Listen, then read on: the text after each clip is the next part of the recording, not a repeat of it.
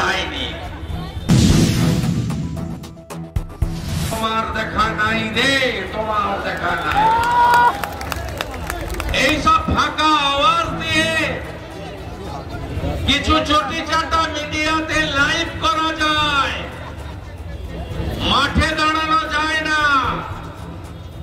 এখানকার ভারতীয় জনতা পার্টির কার্যকর্তারা ডক্টর শ্যামা প্রসাদ মুখার্জির আদর্শকে সামনে রেখে দশকের পর দশক বিচারধারার লড়াই করেছে, তপন সিকদারের নেতৃত্বে লড়াই করেছে, বিষ্ণুকান্ত শাস্ত্রীর নেতৃত্বে লড়াই করেছে, অসীম ঘোষের নেতৃত্বে লড়াই করেছে, তথাগত রায়ের নেতৃত্বে লড়াই করেছে। এদেরকে ধমকে কোনো লাভ হবে না। আর আমিও সিপিএম এর সঙ্গে লড়তে লড়তে এই জায়গায় এসেছি। আমাকেও ধমকে কোনো লাভ হবে না।